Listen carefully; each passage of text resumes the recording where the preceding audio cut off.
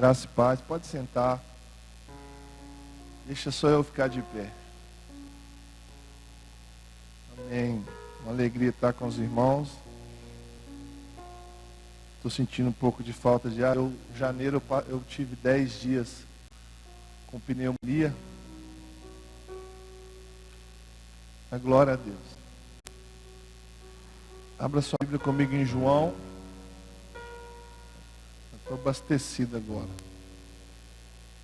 Se eu não beber água, eu vou tossir aqui até amanhã.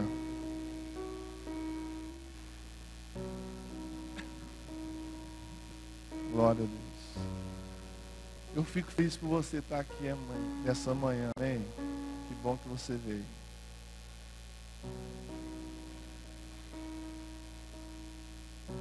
Não me preocupo com muita gente, não.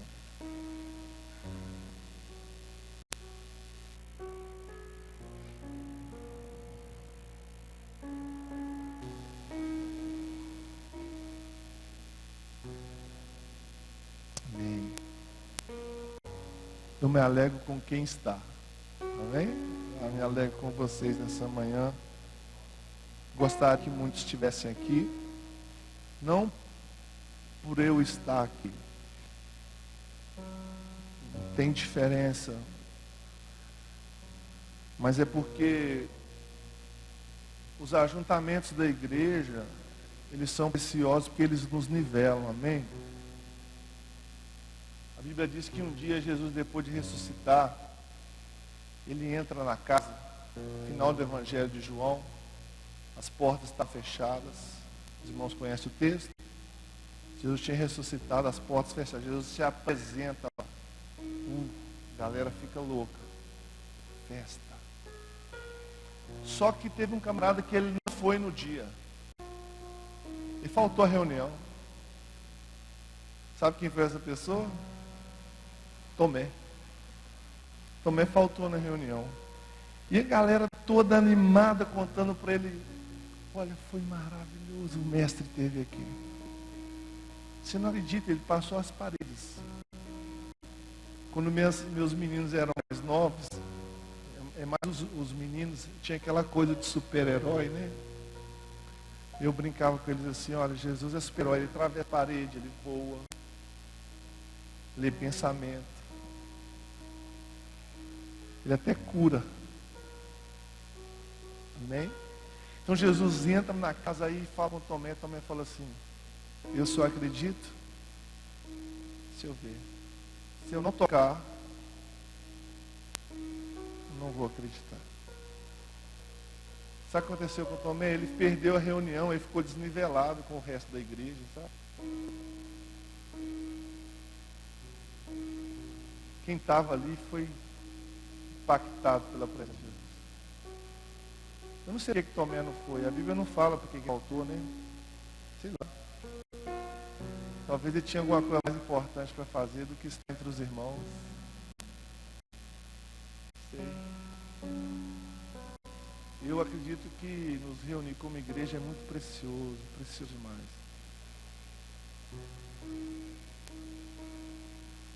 E aí ele se perdeu porque ele não estava no dia. Aí Jesus chega e fala assim: vem cá, meu irmão, Jesus é preocupado até com o incrédulo. Jesus ama o incrédulo. Até o incrédulo que está dentro da igreja. Se tiver alguém incrédulo dentro da igreja hoje, nessa manhã, que Deus converte seu coração. Nem te convença, que eu não vou te convencer de nada. Esse não é o meu papel. Mas Jesus é preocupado com o incrédulo. Jesus tem um traço especial com o incrédulo. Porque Ele quer que o incrédulo seja crente. Ele não quer que o incrédulo se perca. Jesus voltou de novo na casa por causa de Tomé. Ele voltou lá por causa de Tomé. Tomé, olha aqui, pode tocar. Sabe o que Tomé fala? Deus meu, Senhor meu. Quando Deus quebra a nossa incredulidade, quando Jesus quebra a nossa incredulidade, a gente começa a vê-lo como Ele é. Quem Ele é. João capítulo 4.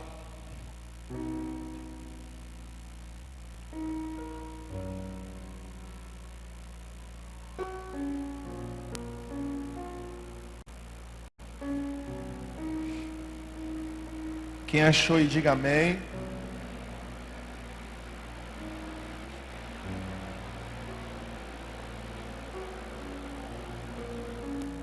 Tenha um pouquinho de paciência comigo. Normalmente eu falo bastante. As nossas ministrações na igreja, elas são um pouco extensas, mas eu quero ser mais objetivo aqui, amém?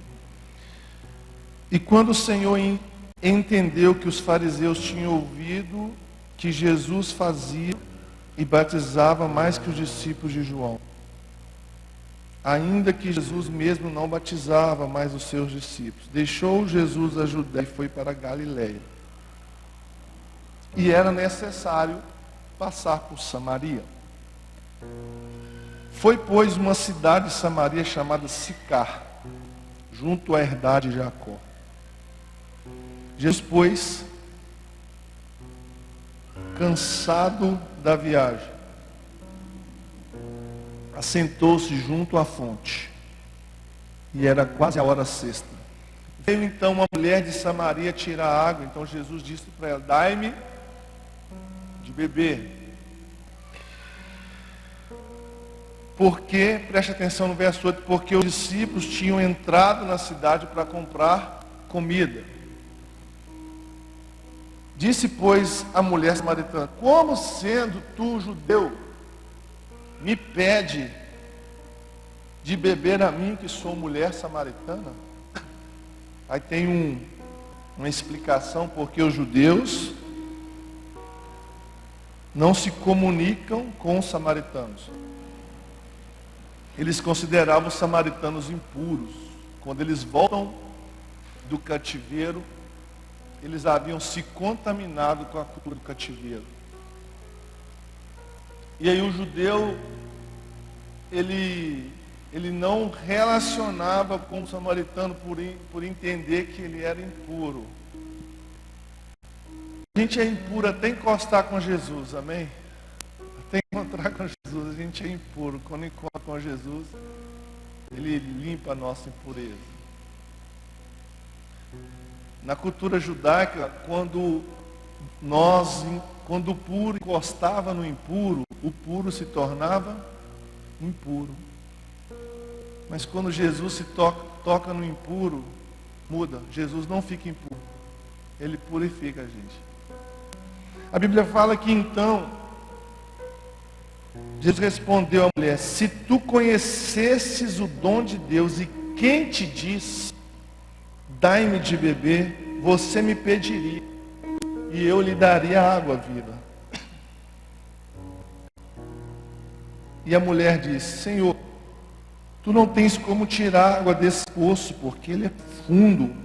Onde, pois, tem água viva? És tu maior que o nosso pai Jacó, que nos deste esse poço, bebendo ele próprio e os seus filhos do seu gado? Jesus respondeu: qualquer que beber dessa água tornará a ter sede, mas aquele que beber da água que eu lhe der nunca terá sede, porque a água que eu lhe der lhe fará nele uma fonte de água que jorra para a vida eterna. Disse-lhe a mulher: Senhor, dá-me dessa água, para que eu não tenha mais sede e não precise vir nesse poço para tirar água. Disse Jesus: vai chamar o teu marido e venha cá. A mulher respondeu: eu não tenho marido. Jesus disse: você respondeu bem. Você não tem marido, você já teve 5. E o que você tem agora não é seu. E a mulher disse então: eu vejo que tu és profeta. Aí aqui a conversa muda. Chega um tempo na nossa vida que o Senhor vira a chave na nossa vida. Ele vira a chave do natural para o sobrenatural. Aquela mulher até então, ela estava limitada a entender tudo pela sua própria mente. Eu sei que aqui é uma cidade onde que jorra instrução e conhecimento. Mas o nosso conhecimento, ele não vem aqui. Ele vem de lá. Amém? Nosso conhecimento vem da revelação de Jesus. O Senhor não quer que a gente compreenda as suas coisas pela mente, mas pelo Espírito. O apóstolo Paulo dizendo assim, olha, as coisas espirituais são conhecidas de que maneira? Espiritualmente. Aí diz assim, um homem natural não conhece as coisas do Espírito. A igreja, muitas vezes, ela perde muito tempo porque as pessoas querem entender as coisas espirituais de uma forma natural. E aí a gente não escuta a Deus. E não caminha na palavra que Deus nos dá. Porque a gente quer entender tudo com a nossa mente.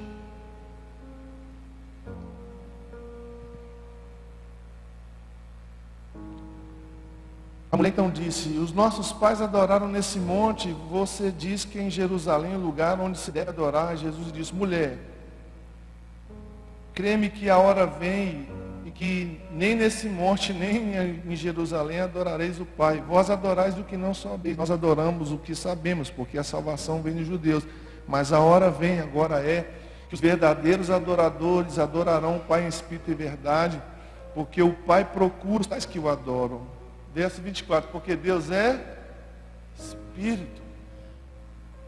E importa que aqueles que o adorem em espírito e em verdade. A mulher disse, eu sei que o Messias vem.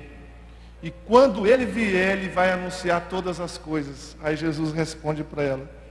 Irmãos, poucos textos, Jesus, ele se revela como o Messias. As pessoas que diziam que ele era. E a partir da revelação que as pessoas tinham, ele confirmava a revelação. Aqui não. Ele chega para essa mulher e fala assim, eu sou. Eu sou. E eu que falo com você. Você imagina aguardar uma palavra muitos anos. Gerações e gerações aguardando. A mulher chega num poço, irmãos, para recolher água, ela encontra a água da vida. As maneiras pelas quais o Senhor nos encontra são incríveis. Algumas delas são até nas curvas da vida, né? É de uma maneira extraordinária que Deus nos acha.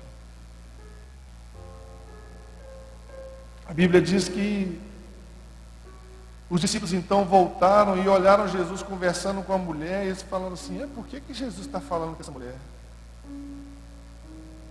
Aí a Bíblia fala, verso 28, a mulher deixou por seu canto, ela voltou à cidade dela e disse aos homens daquela cidade, ei, vem, voltem, vamos lá.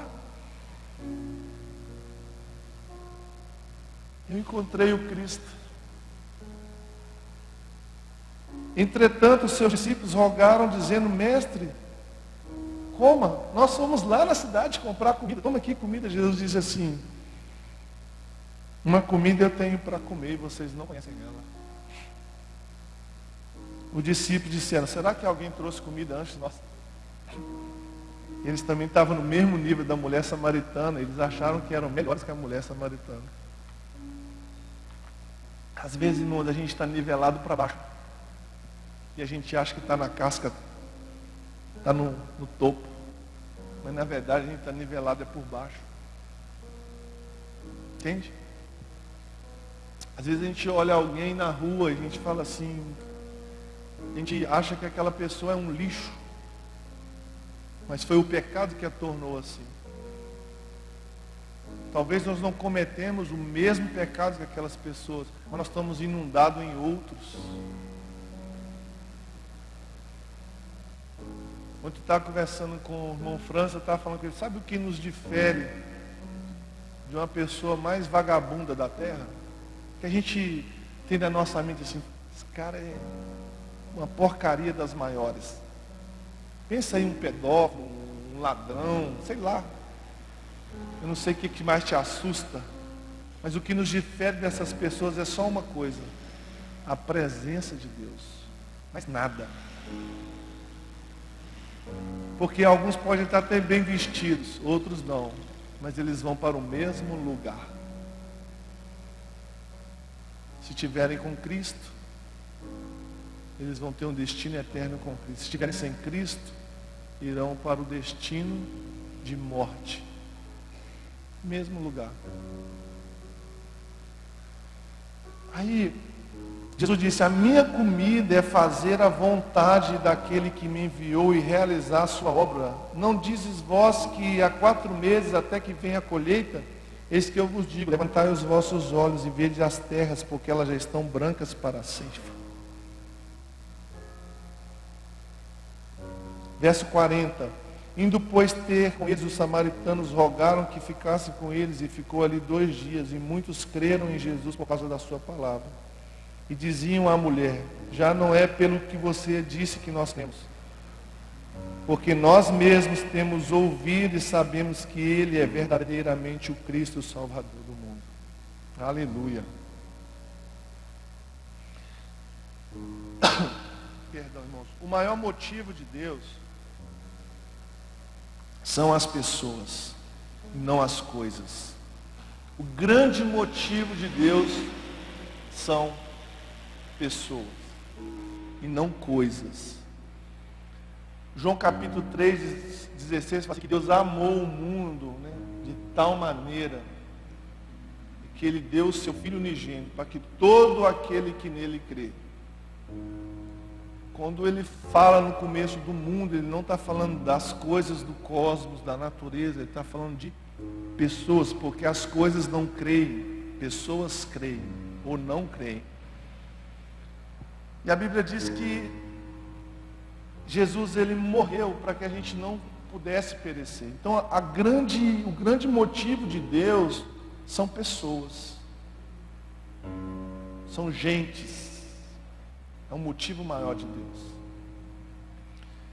E a gente precisa ter esse mesmo pulsar de Deus. A gente precisa de amar o que Deus ama e de aborrecer o que Deus aborrece. Você tem que amar o que Deus ama. Vou dar um exemplo aos irmãos. Deus ama a verdade?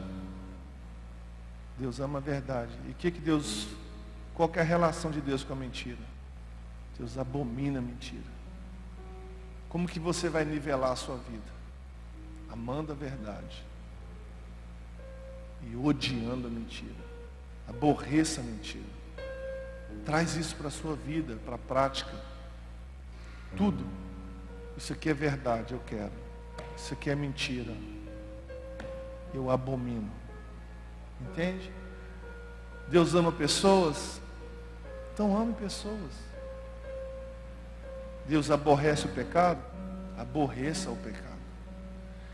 E a dinâmica de Deus é essa, é amar as pessoas, mas aborrecer o pecado. Foi o que Jesus fez com aquela mulher. A mulher era pecadora, amém? Demais, uma mulher, ela tinha 5 maridos, e com quem ela estava agora, a mulher, ela estava em adultério ou em prostituição. Né? Ela estava aí. Ela estava vivendo na prática do pecado. E existia um outro problema cultural, que a mulher, além de ser samaritana, ela era mulher. E aí Jesus para e começa a conversar com ela. Porque Jesus se importa mais com as pessoas do que com as coisas. E esse é o coração que Jesus quer liberar sobre nós, é a gente amar mais as pessoas do que as coisas. E a gente se apega a coisas e libera pessoas.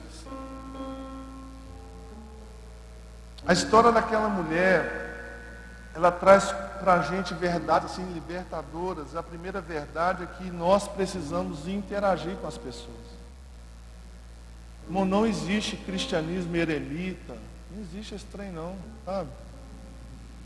O cristianismo, ele é relacional, ele é de relações, ele é de comunhão, ele é de gente com gente, amém? Isso aqui é uma ferramenta bacana, mas isso aqui não é relacionamento. É gente, toque, pessoas, é encostar no outro, sabe? É ouvir o outro. É perceber o outro. Quando Jesus conta a parábola do bom samaritano, qual que foi a queixa? Aqueles homens estavam tão ocupados,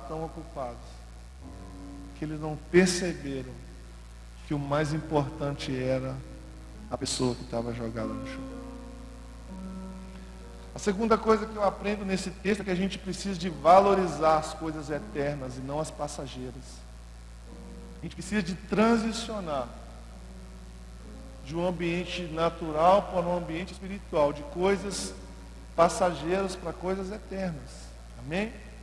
E Jesus, ele é fantástico. Ele começa a conversar com aquela mulher. E ele faz uma pergunta e ativa no coração dela o que estava adormecido. Uma pergunta que Jesus fez. Vai lá e chama o teu marido. Ela fala assim, opa, não tem marido. Ele vai, a revelação vem. Você não tem. Você já teve 5 e esse que você tem não é seu. A mulher falou assim, opa, vejo que tu és profeta. Quando nós lemos 1 Coríntios capítulo 14, a Bíblia fala que quando o incrédulo entra dentro da igreja, os segredos do seu coração serão revelados e ele vai cair prostrado ao Senhor. Entende? Vai dizer assim, ó, Deus está ali. Tremendo, poderoso. Então a gente precisa de entender essas coisas. Interagir com as pessoas e valorizar e priorizar as coisas eternas. Despertar a realidade do reino, despertar a realidade dos céus. Despertar as realidades do Espírito. Isso precisa ser uma coisa vivenciada por nós no dia a dia. O problema é que a gente está tão enraizado na terra, e talvez quando nós anunciamos e pregamos e falamos que Jesus está voltando, tem gente que fica preocupado. Tem pessoas, irmãos, que não anseiam por Jesus, não aguardam por Jesus, porque eles esperam por Jesus só nessa vida, para que Jesus atenda às suas necessidades. E eu sei, a Bíblia diz que Jesus, ele é poderoso para suprir as nossas necessidades segundo a riqueza da sua glória. Mas esse não é o foco do Evangelho. Amém? Não é o foco. Nós precisamos de despertar o nosso coração para aquilo que é eterno. Porque a Bíblia diz que é ajuntar tesouros aonde? No céu. Porque no céu o que acontece? A traça nem a ferrugem vai consumir. A Bíblia diz que tudo que a gente fizer vai ser levado ao fogo de Deus.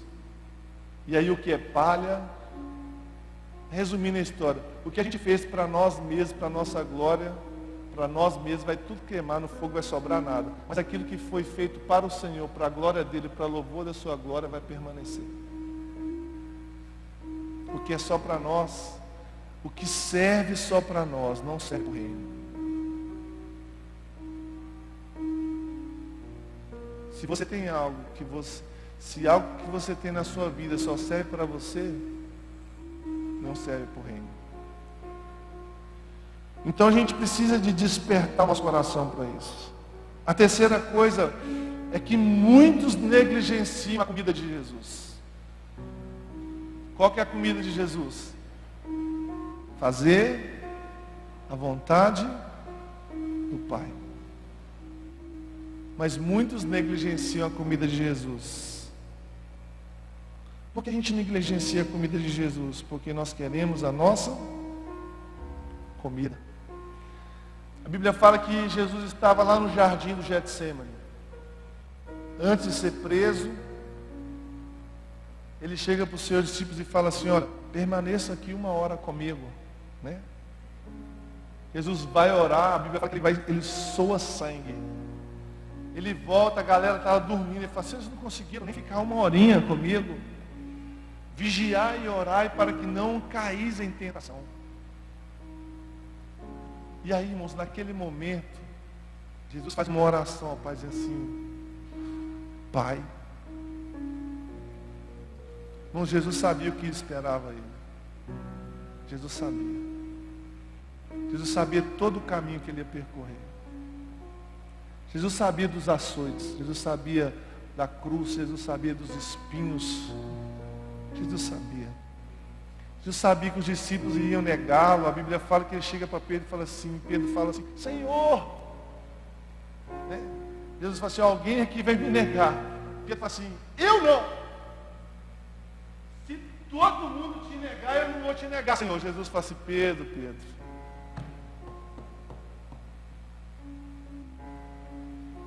você vai me negar 3 vezes. Não sei se alguém que já foi traído. Eu acredito que várias pessoas. Terrível.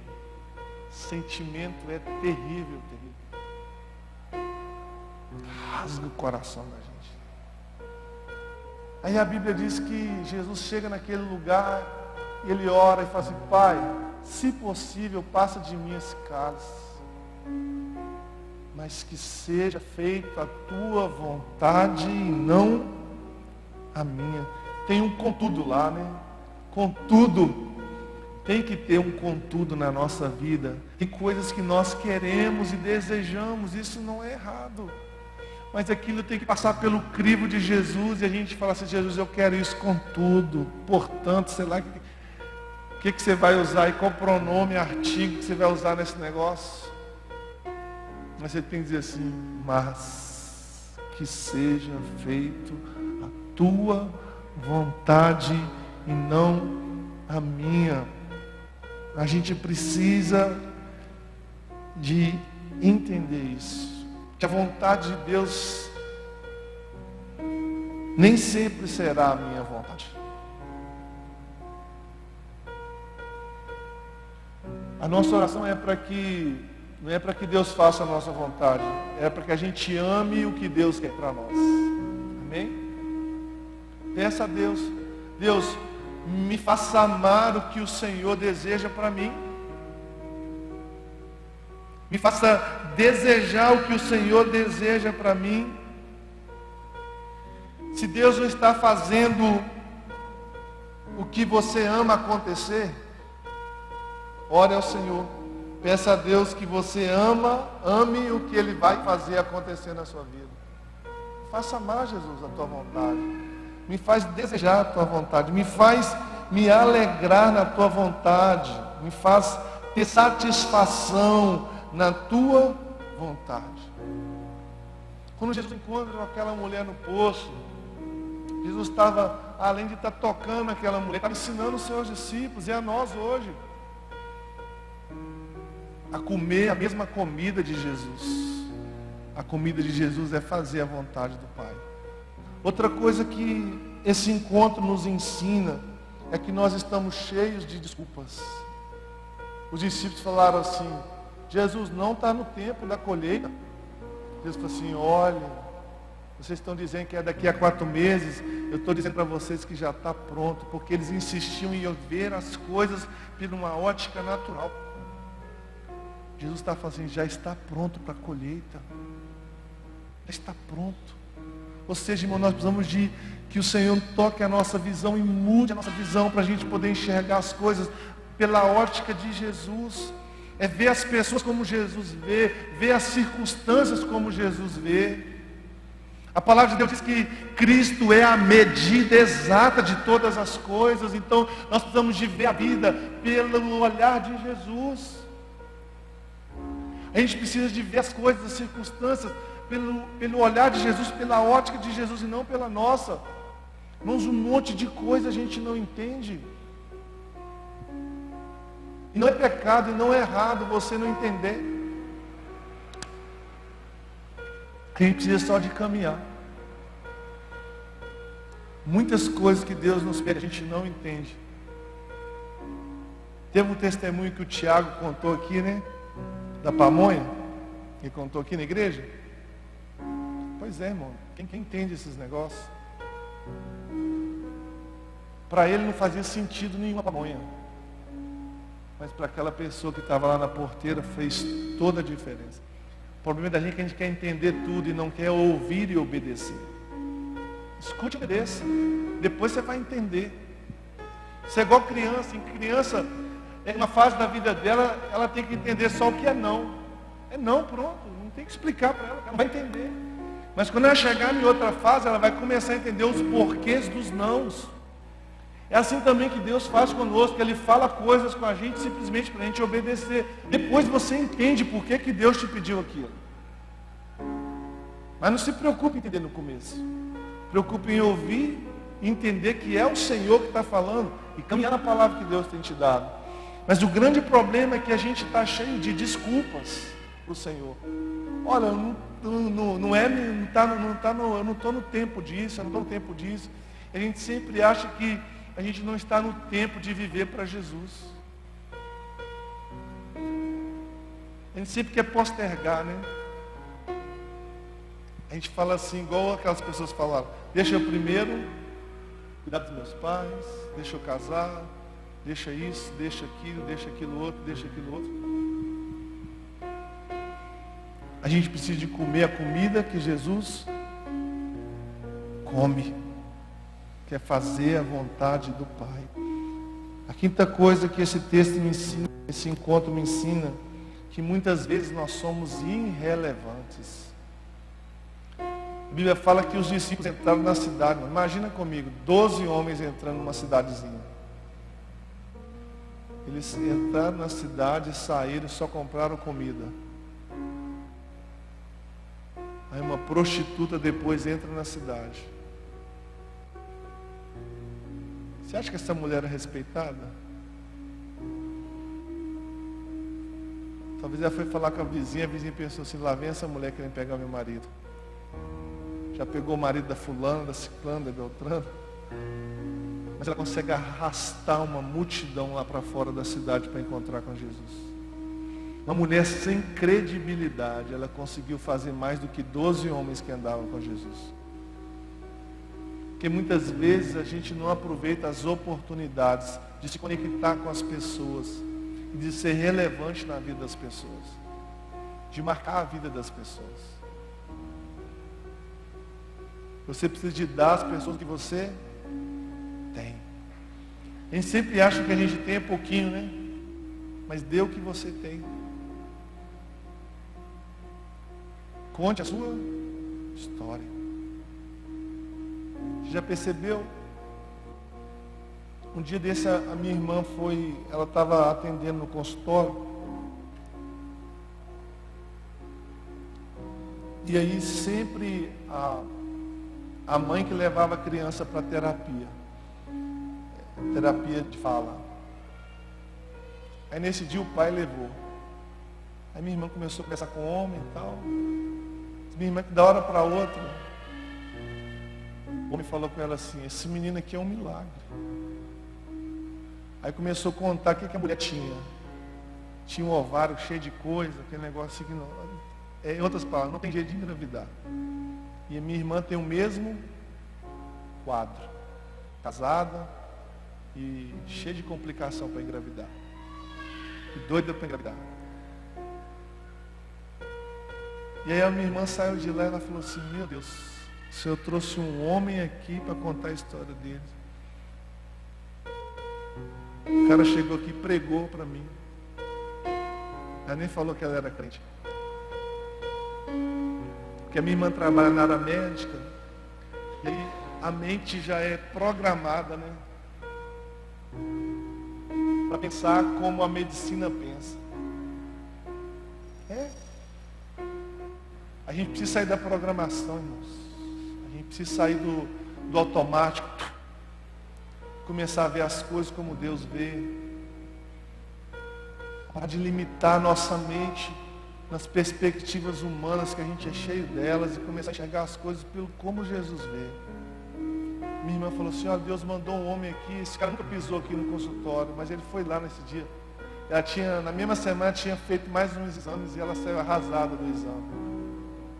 E aí o cara chega lá e conta um testemunho que ela precisava de ouvir. Preocupa não, irmão, quando Deus precisa falar com você, Ele te acha em qualquer lugar. Amém? Te pega na esquina, no supermercado, Ele usa até mendigo para falar com você. Meu irmão mais velho estava trabalhando no escritório, e estava muito difícil naquele escritório, uma tribulação louca. Aí um dia meu irmão foi estacionar o carro, o mendigo parou e falou assim, meu irmão achou que ia pedir alguma coisa, né? O mendigo olhou para ele e falou assim, por que você está trabalhando com esse rapaz ainda? Você não precisa trabalhar com ele não, você precisa passar o que você está passando, não.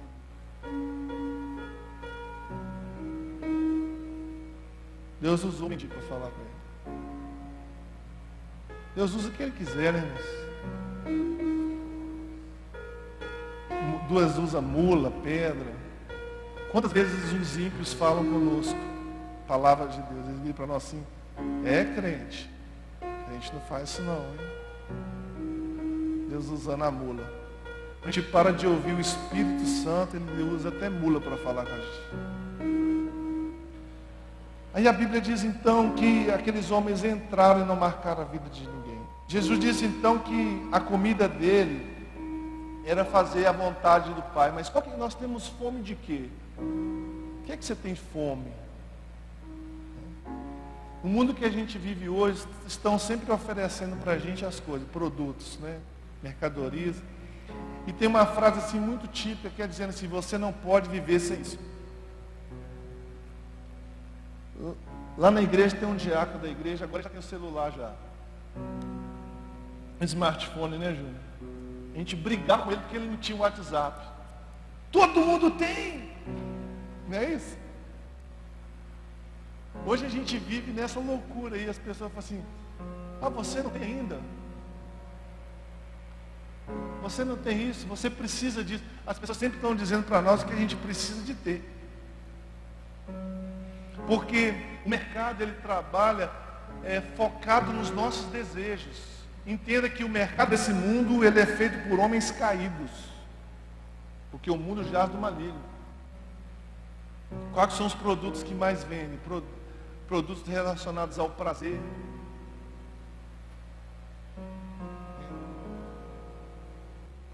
O comércio da pornografia, ele movimenta milhões de dólares nos Estados Unidos. Tem um estudo dizendo que o conteúdo pornográfico, se alguém quiser ver sem repetir, ele pode assistir por 120 anos.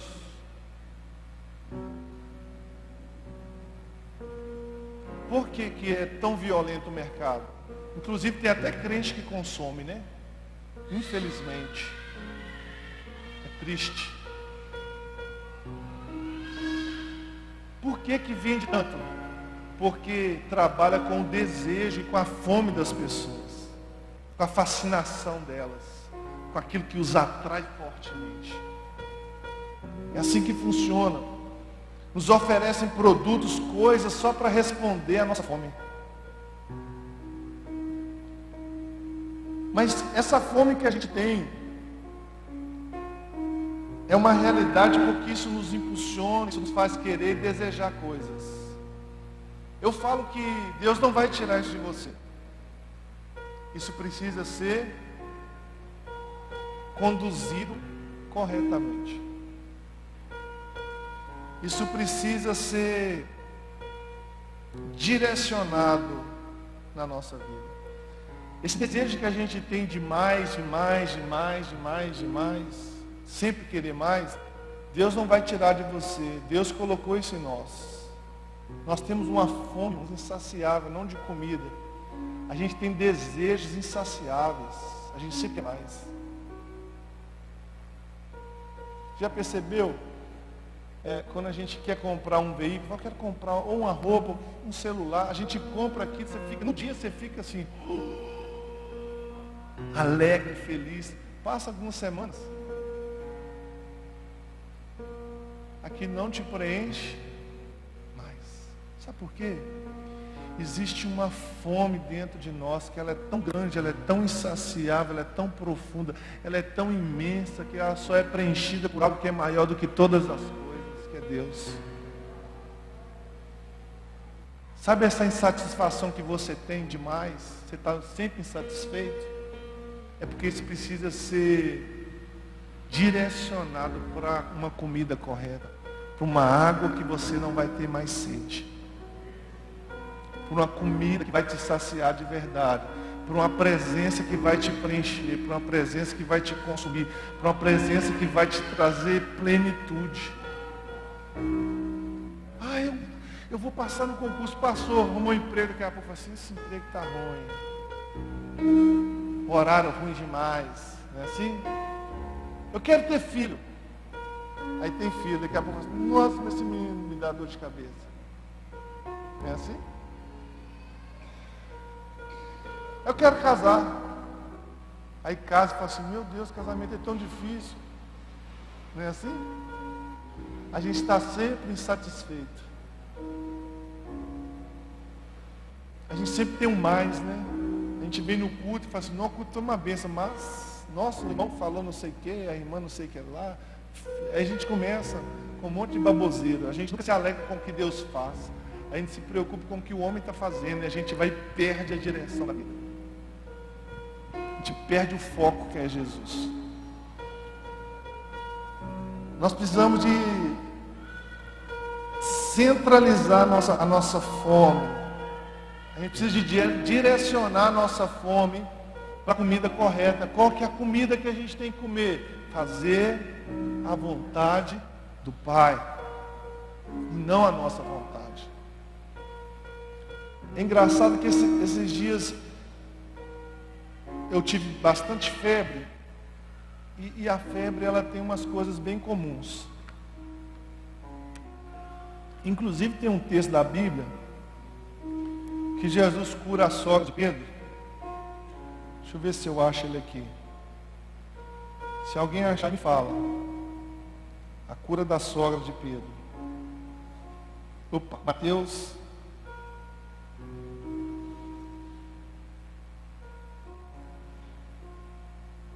Capítulo 8, 14. E Jesus, entrando na casa de Pedro, viu a sogra de Pedro sofrendo com febre. Então Jesus tocou-lhe na mão e a febre a deixou. O que aconteceu com ela depois? O que diz na sua Bíblia aí? Ela então se levantou e começou a fazer o quê? Servir os irmãos. Servir quem estava lá. A febre é engraçada. Deixa eu parar por aqui. A febre é engraçada porque ela basicamente traz três coisas para a gente. A primeira coisa que a febre traz é indisposição. Amém? Eu quero que você pare de pensar nisso naturalmente, você começa a vislumbrar a sua vida com Deus. Às vezes a gente está com febre, né? Uma febre espiritual que nos faz ficar indispostos para tudo que diz respeito ao Senhor. Meu querido, quando a gente não está bem com Deus, tudo fica chato. Inclusive me escutar agora. A música fica alta, fica ruim. Já é 10h50, o culto não acaba. Cheguei aqui 9 horas, o culto começou atrasado. Não sei porque que põe relógio na igreja para começar atrasado. Nada está bom. Não é assim? A cadeira está desconfortável. Tudo está ruim. Quando a gente está com febre, a gente fica indisposto, a gente não quer fazer nada, a gente quer ficar só deitado. E até ficar deitado é ruim. Nada está bom. E às vezes você está tão insatisfeito que você está com um problema, e o seu problema é que você precisa de resolver o seu problema com Deus. Você sabe qual que é a melhor melhoria que a gente tem? A gente precisa de melhorar com Deus. A gente quer melhorar de vida, né? Então melhora com Deus. Você quer ser um bom marido, um bom pai, um monte de coisa? Melhora com Deus. Porque é a partir dele que a gente é. A Bíblia diz que ele é o princípio de todas as coisas. É a partir de Cristo. A segunda coisa que a febre traz, a febre tira de nós a sensibilidade. Num ambiente que está quente, a gente sente o quê? Frio.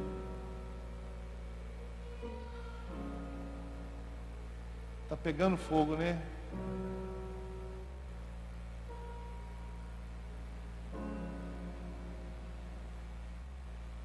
Está muito frio. Não é assim? Deus está se movendo, Deus está trabalhando e a gente está frio. Parece que está acontecendo nada. Está com febre. E o pior de tudo, irmãos, a febre tira de nós a apetite, rouba de nós a fome. Quanta gente está sendo saqueada, furtada na sua fome com Deus, na sua sede por Deus. Está com febre. Perdeu a fome por Jesus. Perdeu a sede por Jesus. Perdeu o desejo por Jesus. Se perdeu. Eu tenho uma notícia boa para você. Jesus entrou na casa, né? Encontrou a sogra de Pedro. Jesus toca nela. A Bíblia fala que então ela se levanta. Jesus quer nos posicionar corretamente. E a Bíblia fala que Jesus vem e restaura naquela mulher a disposição, a vontade de servir. Ela traz de volta o que aquela mulher tinha perdido.